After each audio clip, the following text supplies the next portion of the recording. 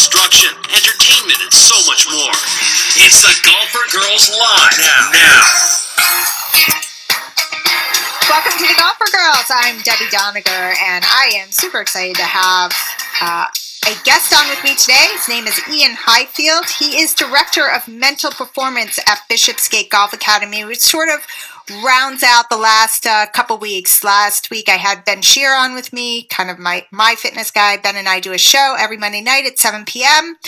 And before that, I had Kevin Smeltz on, Director of Golf at Bishopsgate Academy, and Karen Harrison, who's the Director of health and athletic development. So I'm a big proponent of the whole team aspect of golf, especially with high-level juniors, college golfers, even junior golfers out there that are starting out. So anybody listening that has any questions about the mental side of the game for their own game, or certainly for juniors, junior development, college players, please call in at 866-469-0026. Iain, welcome to the show. Hello, thanks for having me on. I'm excited. I'm so excited to have you. I am definitely not averse to sports psychology, mental training, mental health coaches, life coaches, anybody. I've done it all. I'm very close to a lot of them out there, but certainly I believe the more people that you talk to, especially in your field, even though the message may be similar, it could be communicated in a different way where people understand it, attach to it more, get it, the light bulb goes off. So I certainly have read through your stuff. I told you off air, I've had a few friends listen to some seminars that you've done. Certainly Karen and Kevin at Bishopsgate speak so highly of you. So happy to have you on. And let's just get started. First of all, a little bit about your background. And I think it's interesting for those listeners out there that don't really understand what goes on truly at a junior golf academy, how your area fits into the whole, and let's start from the beginning, the assessment process. Okay, cool. So firstly, a little bit about me. You'll probably recognize from my voice that I'm not from America. I'm initially from the UK. I was a junior athlete at a number of sports, and I never really, rugby was I guess my chosen sport. I went to university, as we call it, college, as you guys might say, and I went to play rugby. I didn't really progress, and I left with a business qualification, and then I started to qualify myself in business psychology, and I went down that route as more of a salesman and a sales trainer. So I worked for a lot of medical device companies, actually training people how to sell or going through the sales process myself. One of the coolest jobs I had was I'd go into theatre and I'd watch operations and I'd support operations and help surgeons as they went through operations, use certain products. And there was a huge sales process and training process to that I became involved in. And I started to teach people to visualize the outcomes that they want when they go into a sales call or a business meeting. I started to educate people on the use of vision boards and goal setting. I helped companies with the intrinsic motivation of their staff. And I was happy doing that, but I'd always played golf. And at my local golf course, Cookridge Hall in Leeds, I began to get involved in the junior setup. And I developed a real passion for that. So went back and educated myself in sports psychology and then golf psychology. And I got a lot of help off a guy called Brian Hemmings, who was the England golf psychologist at the time. He guided me along my way. And before I knew it, I was at the Nike Golf Academy with Mark Pearson, who's a European Tour coach, and I was working with some of his European Tour players, and then off to America. So it was a strange one, not a normal journey, but one that's, I guess, given me a few different kinds of skills than your standard sports psychologist. Yeah, I like that. It's very different, but when you're open to things just sort of happen and flow together, and you got to sort of go with it and run with it, which leads me to the first question that I had when when you get to a golf academy, and it's pretty serious. I mean, these kids either want a college scholarship or they even want to play for a living. And it's extremely important, and I think come to more light given the boom of young tour players on both tours that are just pretty much taking over. Yeah. And I think that us as coaches and teachers are certainly in the mindset of assessing, evaluating, taking a lot of the guesswork out if we can, certain drills and challenges, which brings me to the initial question was, the kids come to Bishopsgate and they see Kevin and they see Karen and they see you. And I think one thing, possibly that you would say, well, why would a kid go to Bishopsgate? Or there's a bunch of, junior golf academies out there. There's a slew of them. Yep. Why would they go? Well, some of it is that you have way more time than I do in a private lesson to assess the child because you get to see the kids every single day. Yeah, absolutely. And so initially when the kid comes there, I think it's interesting for the people out there to hear, what exactly do you do in those first 2 weeks? Yeah, so Kevin arrived this year, and Kevin's a great coach. He takes a very holistic approach to golf. So what Kevin wants to do is assess every student in every area of the game, get as much data as possible. Then, as a team, Kevin, myself, and Karen, the directors of the department, and the coaches will sit down and we'll create a blueprint for that individual player, like a pathway to progression. So the student arrives, and actually one of the first things that they do is they play in a 36-hole competition. So a lot of golf academies, you're going to arrive and you're going to get taken on the range and have their swing filmed. At Bishopsgate, we believe, no, let's see them play, because ultimately that's the end skill. What can they produce? And we take the scores and we take their stats from those 2 rounds of golf that they would play in assessment week, and that's their starting point. Then assessment week continues with skills challenges. So there's set games that the students play in putting, chipping, pitching, and full swing. And we want to see if the student can shape the ball from left to right, shape the ball from right to left. Can they play a ball above feet lie, a ball below feet lie? How, they would do a TrackMan combined. What's their ball striking like to set distances? So there's a skills element, and then Karen will assess with the help of Justin, who's a great physical conditioning coach. Those 2 will assess the student's mobility. So Karen has a very, very, very comprehensive program that looks at how strong the students are, how mobile they are, and gets all that data. And then it's my role to assess the mentality of the student. So I'll sit down with every student just for a couple of minutes, because I think we have 62 there now. We'll have 70 at Christmas. So I get a couple of minutes to talk to the student about their goals, their aspirations, their dreams. What do they want to be? What are they currently doing? What do they need to change? And I guess assess them as a person and see how intrinsically motivated they are.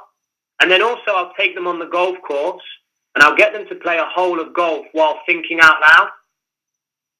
It's my belief that process focus is an absolute fundamental in golf. If you don't develop the ability to focus on the process and avoid outcome pressures, that's really going to hinder your development as you try and play college golf and maybe move on to the tours. So I assess students' routines and see what's going on in their mind as they're playing golf shots by getting them to vocalize their process. And then finally, there'll be Dr. Rob Neal with his golf biodynamic system, and Nate Doherty will put every student through an unbelievable 3D assessment and see how their body sequencing compares to that of the best players in the world. And also students are filmed as well. So Kevin will take a lot of time filming students, different shots.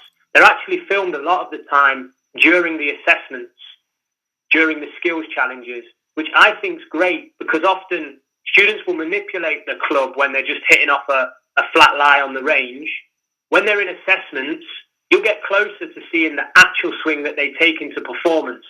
So some errors can be highlighted further, if you like. So the students go through this process. They're extremely tired by the end of 2 weeks. I think we might be even tired up, but then we go through and accumulate all this data and put the plans together. So it's really, really comprehensive and really current, actually. It matches the way that the trend, the golf industry is going. Yeah, which I totally agree with. So it's much more scientific. It's much more qualitative and quantitative. And for those of you guys that can't go or don't have the wherewithal, even though a lot of academies have scholarships, and I would definitely do your due diligence at the academies to see which one best fits your child, if that's what you're into. But if you don't, I certainly have the wherewithal here to do my own assessments. And I agree with you wholeheartedly. Take the kid on the golf course, film on the golf course. I mean, that's so important and inherent in good quality teaching and instruction. And then, of course, I have my team around me here. It may not be all housed in one location, but for sure that holistic approach in terms of fitness, wellness, the mental side, which is your side, is all found within my team and certainly can be done. You don't have to necessarily go to academy, but how great is it if, that is the route that you take, and that is where the kids decide to go, and it's all housed right there. And certainly I know your team there, and it's a wonderful team. So when we get back, yeah, it's great. And it's so fun too. So when we get back, let's take our first break. I want to talk about then, for sure, after you're assessed, let's talk about game plans, range versus course, definitely practice drills, challenges that all the listeners, not only even adults, can learn from as well. So when we get back from break, we're going to delve into that. Our phone number is 866-469-0026. You're listening to Golfer Girls. I'm with Iain Highfield, who is the Director of Mental Performance at Bishopsgate Golf Academy. You can find them at www.bgga.com. And Iain has his own email. It's IAINH@bgga.com. So we'll be right back. You're listening to Series 208 XM92. Get the golf instruction you need right here on Sirius XM PGA Tour Radio. Sirius 208 and XM92. Got a feeling that I'm going under, but I know that I'll make it. Welcome back to the Golfer Girls. I'm Debbie Doniger. You're listening to Sirius 208 XM92. Happy to have on with me Iain Highfield, Director of Mental Performance at Bishopsgate Golf Academy. We are talking the mental side of golf, and for sure they are teaching some pretty high-level juniors at Bishopsgate, and let alone college golfers as well. And I know Iain works with a few tour players. Let's talk about, so we just got through with assessing them on the golf course, which I do with my students on the instructional side, you do on the mental side. And off air, we were just talking about one thing that you look at is the quote unquote pre-shot routine. And I told you I've become much, much less enchanted with the sheer definition of what a pre-shot routine is. I think it can become, in my terms, which would be very simplistic in your world, it can be too mechanical, and it defeats the purpose of what it's supposed to do if you're that player that gets so deep involved in it. And I just think, well, you know what, I'll let you talk about what you work on with your students in terms of quote unquote their own pre-shot routine, and then we'll go more into some practice drills. So after you assess them and you see different pre-shots, different ways that they're handling their golf shots, maybe talk about your 5 components of a golf shot, what you've come up with, which you say is truly modeling the tour players. Yeah, absolutely. So I'll assess each student, as I've mentioned, they'll be thinking out loud on the golf course, and I'm looking for 5 specific things. I'm looking at the first thing they do is assess their options. So when they see where the ball is and the target, they have options, and then they look at the conditions and the variables of the shot and decide, okay, this option is the best one for me. So that would be phase 1 of the 5 components. They then select targets, shot shape, and the overall strategy for the shot. Now, those two pieces, those two parts of the process engage the left side of the brain, or the data side of the data side of the brain. And when we're assessing a shot, that's what we're doing. It's concrete information that we're going to put into our brains. If you listen to Jordan Spieth and his caddy have conversations when they play on the PGA Tour, it's exactly what they're doing. They're looking at their options, and then they select specific targets and a specific strategy to get the ball there. Jordan Spieth's caddy will then say, okay, Jordan, play to the picture. He says that a lot. So what he's doing there is he's visualizing, which is the third part of the process. So options selection, then he starts to visualize the shot. And he'll do this through seeing the shot, playing to the picture, as his caddy said. But he can also do this, if he wanted to, by having practice swings, which Jordan does. There's a great YouTube video of him explaining this online. So he starts to have practice swings and feel the shot. So if it's a fade, he feels maybe his path going to the left and a sawn-off finish, I think is what he said. If he's hitting a draw, he might feel like he's hitting up on it more and releasing the club more. So he starts to feel. Once he's done this, he's ready to execute the shot. He's changed the analytics. He's gone through his options and selection, the analytical phase. He's visualized and changed that information into something sensory. So now that information is in the part of the brain that drives movement. So he can execute the shot with more freedom and flow. And then whatever happens, whatever the outcome is, he has to accept. So often Jordan Spieth, you see, have a lot of talk or nervous energy after a shot. That's his acceptance. That's his way of dealing with the negative. He lets his frustration out. He speaks to his caddy. By the time he gets to the ball, he's reset. So this allows the brain to focus on the process again, to go through options, selection, visualization, execution, and acceptance. If he didn't accept, his ability to repeat this process would be impeded next time round. And I've used Jordan Spieth there. Another great example of this is Jason Day. Maybe Jason Day's V, the visualization part, might be the one that is most prominent, that most people would understand. But what he's doing there, he's facilitating the analytics that him and his caddy have put into play. He's changing it into senses, into images, into sounds, and into feelings. And this will allow him to execute the shot more freely when he stood over the ball. So that's what I evolved. And I actually created this just from watching YouTube videos and just from watching the best players in the world. I watched Tiger Woods a lot in his heyday, 2000, and every shot was the same. And every shot he ticked off one of these points. Now you'll see Jordan Spieth every time tick off these points in this order. You'll see Jason Day tick off these points in this order. Once I then became educated in the neuroscience and the psychology behind it, I realized, oh wow, this does work, and began to coach it as I guess the foundation for my coaching. A few things. How long do you like this quote unquote, all these 5 components, I should say, or this pre-shot routine to take for your students? I think last time I checked, and I haven't checked for a while, tour average was 42 seconds. So, if you want to be the best, we have to model the best. So I would be looking for my students to be around about 42 seconds to go through this whole process. The issue you have is when you're learning this, because you're not subconsciously competent at it, and some of it, the start of it does take a little bit of cognition. When you're learning this, it might take you longer. And as a coach, I think it's important that I be a little bit patient in that phase and allow the student to self-discover how long they need.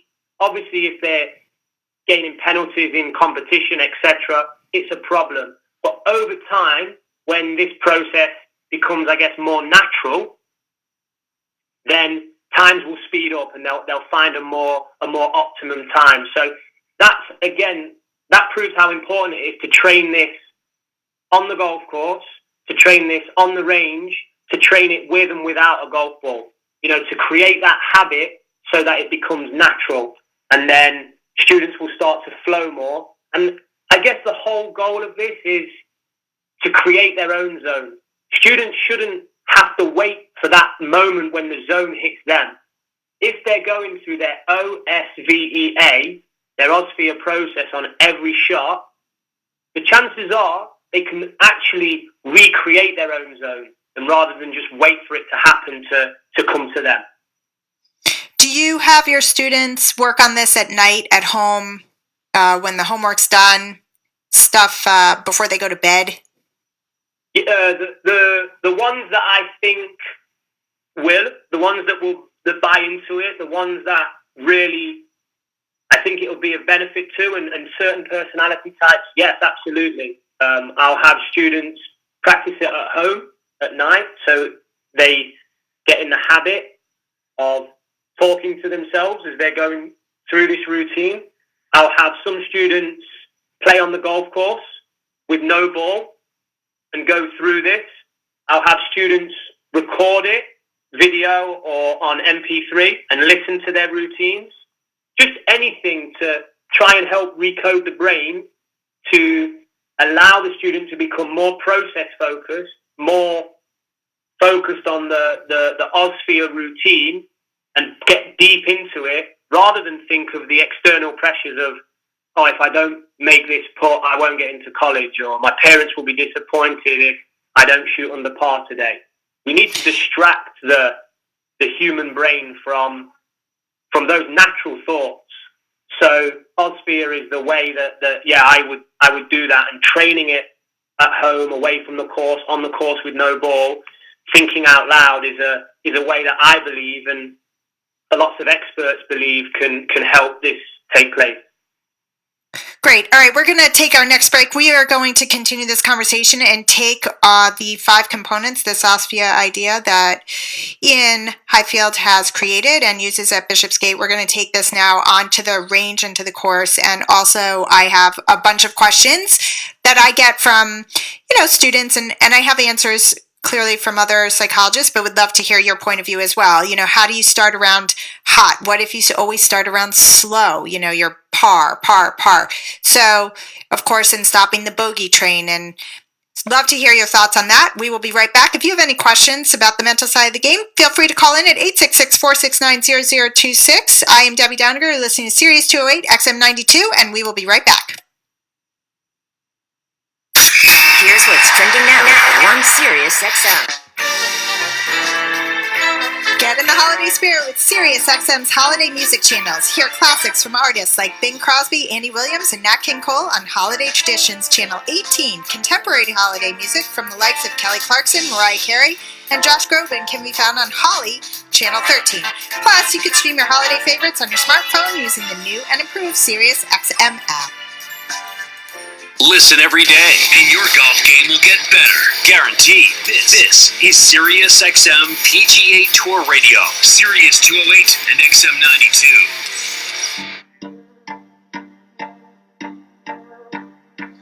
Welcome back to the Golfer Girls. I'm Debbie Doniger with my guest today, Iain Highfield, Director of Mental Performance at Bishopsgate Golf Academy. I could talk to Iain forever, and I know all my peers and teachers that are listening that I am very good friends with. We just have so many questions because there's so many ways to do things. There's not only one way. I think off air, I just asked Iain about, what if you get a student that can't visualize? And I get that sometimes, and I know where I go as a teacher, but I'll let Iain explain in simplistic terms. Let's say on that OSVEA chart, you do get a student, and you can relate it to Chris, Iain, if you want to, like you just told me. Okay. And how you go to the kinesthetic model more. Yeah, cool. So Chris Hansen is a professional that I worked with back in the UK, and I'm still in touch with him now. And we still do work when Chris feels appropriate. He's currently in, I think, tied second or tied third at European Tour School. And Chris can't see a shot. So when Mark Pearson asked me to start working with Chris, I decided, okay, Chris can't see a shot. That's fine. Let's not tell him to see it. Let's not try and make him see it. I think he was 27 years old at the time. So his habits are quite hardwired into his brain. So let's work with something else. And this is a misconception about visualization. If you can't see it, don't panic. Go somewhere else, because visualization is see, hear, feel, taste, and smell. So if you can't see the shot, that's fine. Invest more time in your practice swing. Invest more time in feeling the shot. Really get kinesthetic with it. And that's Chris's biggest skill. He calls it storybook. So every round of golf is a chapter for Chris, and every shot is a line of the chapter.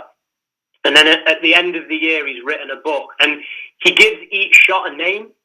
So I know he calls some of his chips choppy little spinners, or he calls drives when he's going to hit a fade, a tiny little slider.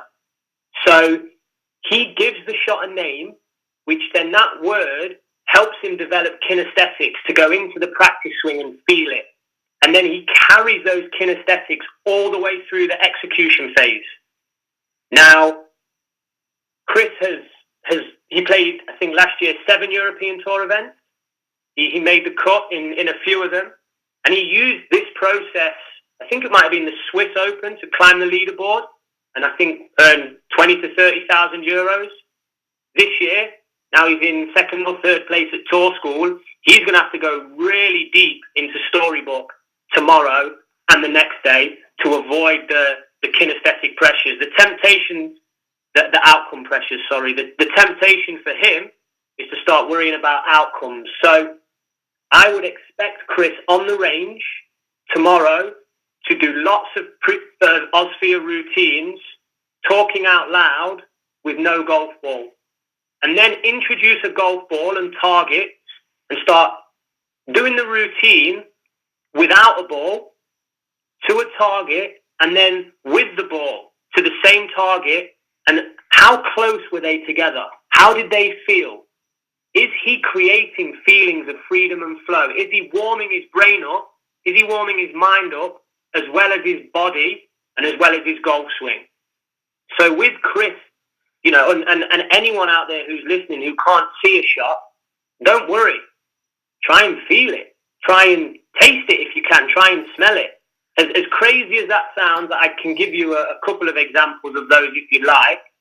However, if you're a junior golfer, your brain is still malleable. You're not a 27-year-old professional. You haven't hardwired habits. If you're a junior golfer and you can't see a shot, and you're maybe 12, 13, 14, work on it. Use your imagination. Get as crazy as you can and build that habit in there. I think it was Muhammad Ali who said, the man who has no imagination has no wings. If you don't have imagination and creativity that you've self-discovered in your pre-shot process, then that's how I feel. You have no wings to take you to the zone or to create top performance. So I guess this goes back to the old one of how individualized training has to be. And I guess that's something that I would pride myself on. And certainly moving in that direction in your and my circles. So you have the kids on the range. Let's go back to junior golf, college golfers. Yep. How would you work on that on the range the same way? So you take away the ball. These kids have their own pre-shot routine, and they go through this OSVEA idea on the range without a ball. Do you like them to do it 2 times, 3 times? Introduce a ball every how many times? The first time would be on the course, because ultimately we're going to perform on the course. So they're going to do the routine on the course, and I would assess them. And I'm doing what I would call a gap analysis, because all students are going to do certain things that are okay or that are strong. But where's the gap? And where's the gap that will impact on performance the most? Yep. So if a student has an amazing visualization process, and then over the golf ball, they're holding the image of the target in their mind, or they're focusing on flow and freedom and feeling rhythm, or repeating their practice swing, I'm not going to change anything in visualization and execution. But if they hit it to 20 feet from 150 yards and start banging their club and shouting, then I'm going to go straight to the acceptance phase. And I'm probably going to educate them in optimum arousal and then help them put some interventions into play there. And that's when, once I have that gap, we go off the golf course and onto the range to start building it. And we'll build it with no ball, and then we'll build it with a ball, and then we'll add targets, then we'll add random targets. And when they're ready, when they've progressed through, I guess, a form of block practice to random practice, we'll take it back to the course and see if they can produce it on the course. And every component, OSVEA, every component of OSVEA, I would train differently, and there's different interventions for. But that structure, that framework of doing it would mostly remain the same. I like that. Okay, I got a question from one of my closest friends out there who is a coach at a D1 school, who shall remain nameless. But Okay. she definitely had a question for you in terms of some of her players. There seems to be a pattern of starting around slowly. Okay. So, and actually I used to do this too. I used to start off very even keel, a par, a bogey. And I sort of had to always fight back and then would fight back and then actually score okay. And I had some strategies to start off way more aggressively, which worked. But what would be your broad answer, given, every individual is different, but a broad answer to that question? So the whole goal of sports psychology or golf psychology is really simple. It's to get your thoughts and your feelings to match your intention. Your intention is to perform well, to hit good shots, to get the ball in the hole. If your thoughts and your feelings don't match that, then you have to change something. So it's hard to say what I would do because I don't know the players, but it sounds to me like they would be either over-aroused, i.e. nervous, worrying about score, thinking that this is a big tournament, or at the start of a round, maybe they're under-aroused. Maybe they haven't done enough stretching, maybe they haven't done enough getting their mind and body into a state where they can hit that zone straight away. So if I was to work with that player, I would actually, I believe it starts with education. I would educate them what arousal is. I actually like to use the term activation. And then I would give them education on, Jason Duffner is a very low activation player. Patrick Reed is a very high activation player. And then we might go on the course and play speed golf or play golf listening to rock music or, do some crazy stuff so that these people can start discovering what kind of activation do they need. They can talk me through times that they've played well. They can talk me through times that they've played poorly. And they can start to say, okay, if Jason Duffner's activation 10 and Patrick Reed's activation 90 out of 100, maybe I'm 40. Oh yeah, when I start tournaments, I'm 60, so I should be lower. Or, when I start tournaments, I'm still sleepy, I've not eaten properly. I'm like 20 and it takes me ages to get my energy up to the correct activation. So I would put them through that process, and then depending on the type of personality they are, they may even come up with the interventions themselves. So there's a girl who's currently at Texas Tech called Mami Yamamoto, who's a great junior golfer. She's her first year at Texas Tech this year. She's doing extremely well. I educated her in this in a class, and we spoke about it, and I never really made an intervention. And then I was watching her play in a tournament, and she just dropped to the floor and started to do 10 push-ups. And I was like, wow. And I said, Mami, what's the deal? Oh, my activation level was like 55 and I needed it at 65. So I just needed some energy. I was just getting my body in state to play good golf. And when she started to control her activation and create, I guess you would call it optimum arousal, she started to play more consistent golf. And she started to close out tournaments slightly better as well. So it worked for her, and it can work for everyone, but there's a point where you go from teaching to telling. You have to be very careful. So with these students, I would provide the education, put them in situations that would allow them to self-discover what their level is, ask them if they have any ideas for interventions, and if not, if they felt they couldn't do it or needed a bit of guidance, I would help them along the way with that. Obviously, one of them, if you're highly aroused, diaphragmatic breathing is a great one to put into play. Visualization is another. These are all words that are thrown around in sports psychology, but not often retained and transferred into performance, or not often done in a way that allows the student to self-discover their best one. It's more instruction, and I would like to create an environment where the student can self-discover it themselves. Great way to lead us into our last break. And when we come back, I am going to ask a few more questions, probably drills and challenges you can do on and off the course to help you mentally perform better on the course. I am Debbie Doniger with my guest today, Iain Highfield, Director of Mental Performance at Bishopsgate, and we'll be right back. Series 208, XM92.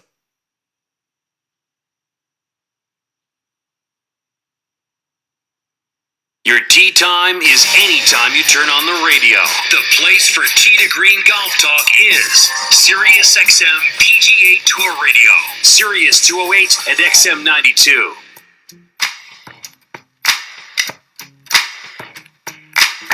Welcome back to the Golfer Girls. I am Debbie Doniger with my co-host Iain Highfield, Director of Mental Performance at Bishopsgate. You are listening to Series 208, XM92. We're going to take a quick call from Chris, California, because he's got the opposite problem of what I just brought up. Chris, welcome to the show.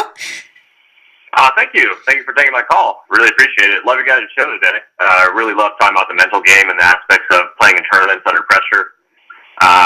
I've read a few mental golf books myself. I really like to follow Lynn Marriott, Ted Nelson's Think Box, Play Box routine. Follow that closely. I'm a +2 handicap. I play in tournaments quite a bit, local amateur events and qualifiers. For example, I get a lot of nervous energy. I get a lot of excitement on the first hole. I can't wait to get out and play.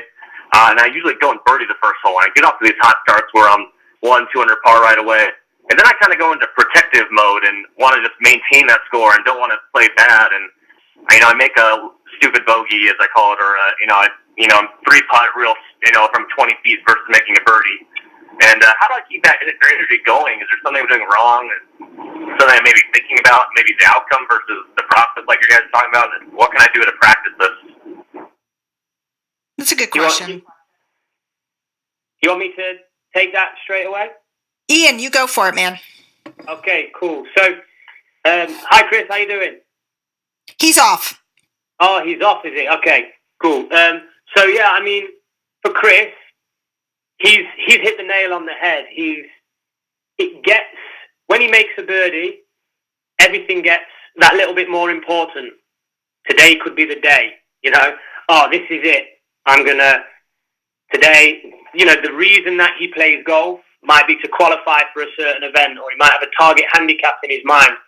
Every time he starts like this, he might begin to see the future. He might begin to see, okay, I'm going to qualify for this. I'm going to do this.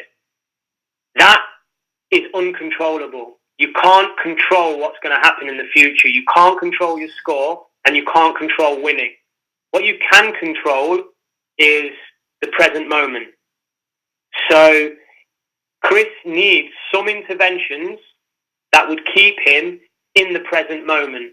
The best thing I can think of now, without really speaking to Chris and going into it in detail, is he currently values the numbers he writes on the scorecard very highly. If Chris wrote down his routine and created a scorecard for his routine and valued those numbers more, that will give him the ability to move to a more process-focused mindset. So what I do is I have an OSVEA score sheet, and students, when they walk off a hole, they'll rate how well did I do my O, my S, my V, my E, my A. Okay, so I know Lynn and Pia quite well, and I think their stuff's awesome. They have a very similar mindset to me. So what Chris could have is a scorecard in his hand. Okay, the keys for my play box are this. The keys for my think box are this. And every time he walks off that hole, rate how well he did his play box and his think box. And then what he would need to do is value that score and set target scores for his think box and play box and value it more than he values the actual gross score that he's shooting. Now, just like the golf swing, you can't just fix that overnight. It takes time. So that's something that he's going to have to invest time in training, when he goes on the course and plays with his friends, when he's playing on his own, and in competition. He needs to build the habit in practice to allow it to come to fruition in competition. It's no good just doing it in competition. You know, we're on about creating habits. So that would be my advice to Chris. Become more accountable for his think box and his play box by scoring. Yeah, and in Pia and Lynn's book, they definitely have ways to rate and score yourself, just like you're saying. So if he just read those chapters over, and I love Pia and Lynn as well. We have about 5 minutes left, so I'd love to just talk about how you and I both agree you got to practice like an athlete. And you and I were talking out of the break how, you know, somebody would transition from seeing me to going to you. So transition training where they can actually implement what I am teaching, or what, you know, for at Bishop's Gate, what Kevin would be doing and what Karen would be doing, and transitioning that to you. So maybe give the listeners something they can do on the range, and let's deal with whatever you want, pitching, chipping, full swing, whichever part of the golf swing, because I think we only have like 4 minutes now left. Cool. Obviously, the goal of the golf swing is to create good motor patterns. So you want the club to move in a certain way. Now, when in performance, thoughts of outcome or thoughts of fear, like the water, they create what's called motor pattern impedance. So if you're fearing a shot or fearing losing or thinking about things you can't control, your motor patterns become impeded. So the messages from the brain to the muscles, they're not as fluid as they could be if you had a more relaxed, more process-focused state of mind. So at Bishop's Gate, when a lot of students see me, they'll play what we call transition training. So rather than just tell a student to be relaxed or tell a student to be in flow, we put them in situations where we can feel this. So one might be a game I call chip bomb. So a student stands at the bottom of a green and they hit the ball along the floor. They hit ball number 1 along the floor of the green. And as it's 2/3 of the way past the green, they have to react and play a flop shot and land it, or try and land it, on the moving ball. Another one would be golf suicides. So a student will do shuttle runs in between each shot. They'll run and then they'll hit. They'll run and then they'll hit. This represents the physiology of pressure. So this forces the student to control their tension, to control their tempo, and to control their breathing. And they start to, when they play these games, they start to self-discover what they need to do. It's not me telling them what to do to play good golf and create swings without motor pattern impedance. It's not me telling them to do that. It's me putting them in situations that allow them to discover how to do that. And I think now I have 45 transition training games, and I really believe they help golfers self-discover feelings that allow them to be reactive on the golf course, not just swing like robots. So it's one of my favorite ways of training.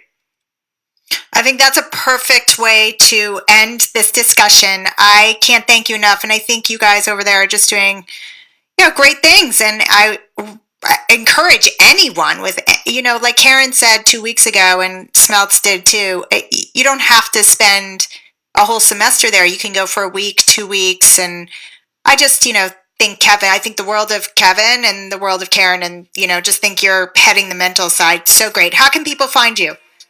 Yeah, if they go to www.bgga.com, that's the Bishop's Gate site, and we would encourage any coach that wants to learn and grow, they can come and spend time with us and see what they do, see what we do.